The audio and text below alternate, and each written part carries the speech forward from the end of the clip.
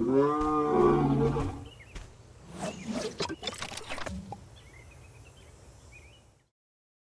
tout le monde, j'espère que vous allez bien. Pour ma première vidéo, je vais vous donner quelques conseils pour débuter un zoo en mode franchise et comment gagner de l'argent sur celui-ci.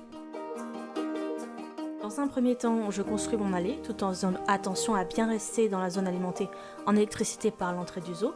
Pourquoi ? Parce que cela m'évite de devoir acheter un générateur, ce qui me garde des coûts d'entretien et aussi du salaire d'un mécanicien.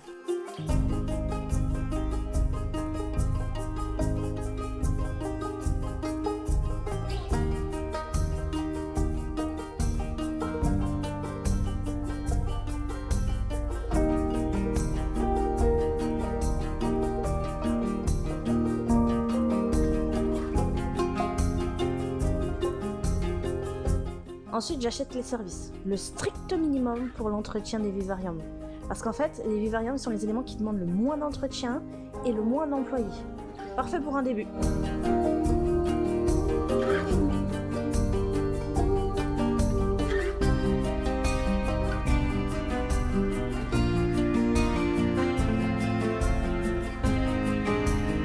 Attention, petit conseil, il existe aussi des taxes sur la surface utilisée. Donc attention au tout début à ne pas trop utiliser de surface, parce qu'elle revient cher.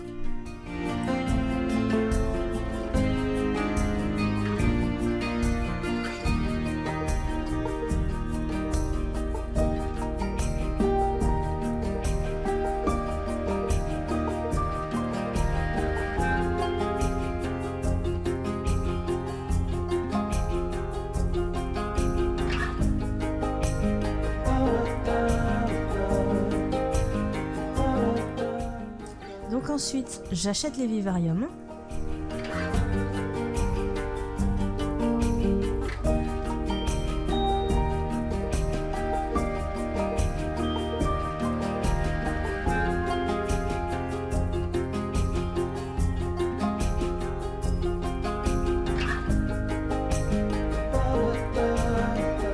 Je prends ensuite les panneaux d'information.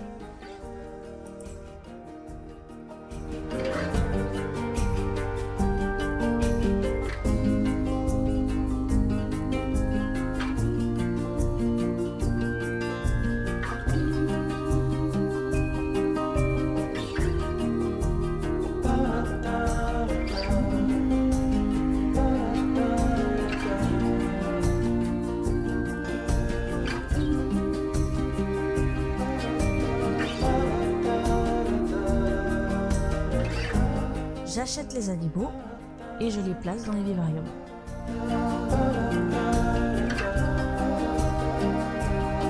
Alors moi, personnellement, les animaux, je les achète par ordre alphabétique dans le centre d'échange. C'est plus facile pour m'y retrouver après, pour savoir lesquels j'ai déjà acheté ou pas.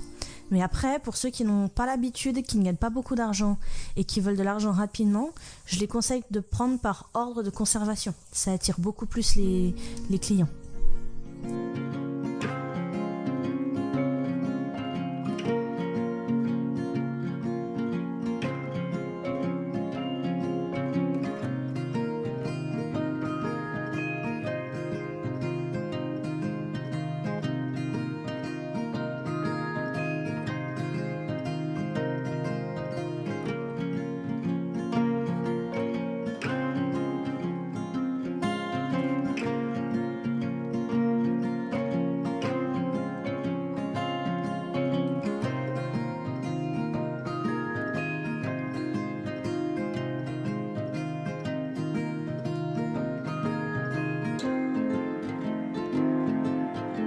Quand je sélectionne mes animaux du vivarium, je fais attention de prendre ceux avec une meilleure caractéristique sur la fertilité. Les animaux du vivarium se reproduisent assez vite, donc on peut les vendre assez rapidement et ça aide du coup pour se faire de l'argent.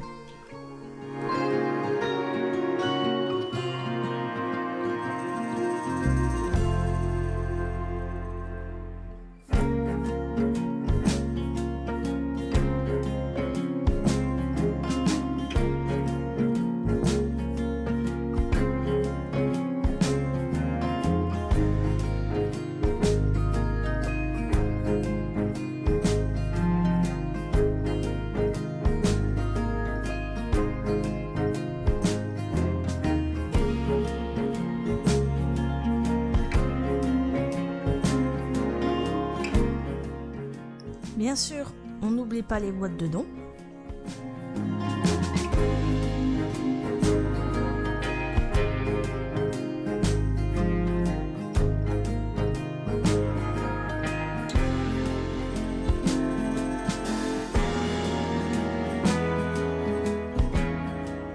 Ensuite, je prends les ventilateurs, les éléments d'éducation.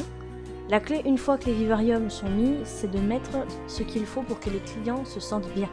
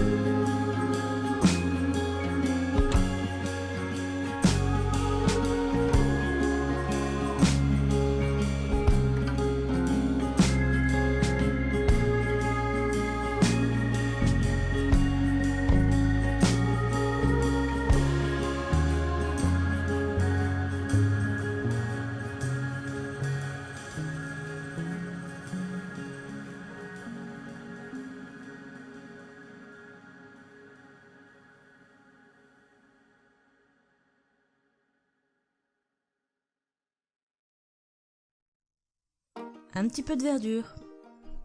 J'ai remarqué que les clients dépensent plus d'argent si les eaux sont joliment décorées. Donc au tout début, plutôt que de dépenser de l'argent dans des constructions, il vaut mieux mettre de la verdure. C'est très joli et les clients aiment.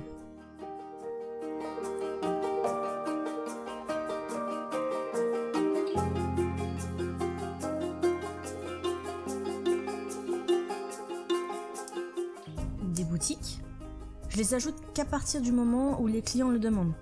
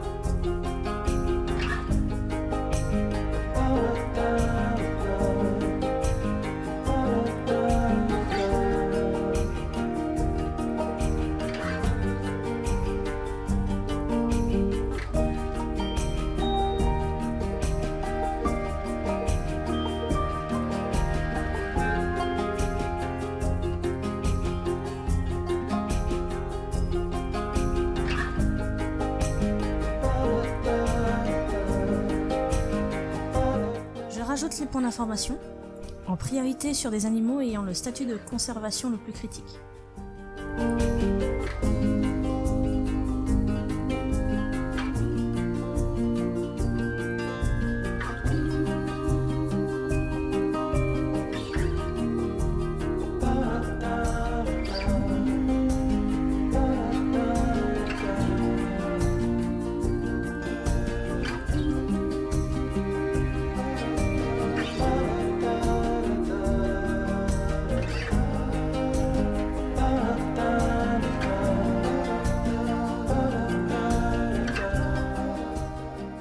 Dans le cas où vous perdez quand même de l'argent, regardez la liste de vos employés pour voir si vous n'en avez pas trop, si vous n'en avez pas qui ne sont finalement pas utiles, ou alors regardez la liste des services. On peut voir qu'est-ce qui vous fait perdre de l'argent dans la liste des services, donc dans les boutiques, dans les magasins, etc. Donc, pour résumer, il faut faire des vivariums, prendre des animaux avec un statut de conservation le plus critique, prendre des animaux avec de bonnes statistiques au niveau de la fertilité pour qu'ils puissent se reproduire, prendre le strict minimum au niveau des services, ne pas prendre trop d'espace pour ne pas payer les taxes, mettre de la décoration, mettre des points de formation à côté des animaux les plus critiques et essayer de ne construire que dans la zone d'électricité de l'entrée du zoo pour éviter les coûts d'entretien et le salaire du mécanicien. Eh bien, merci tout le monde d'avoir regardé la vidéo, j'espère qu'elle vous sera utile et je vous souhaite un bon jeu. À plus!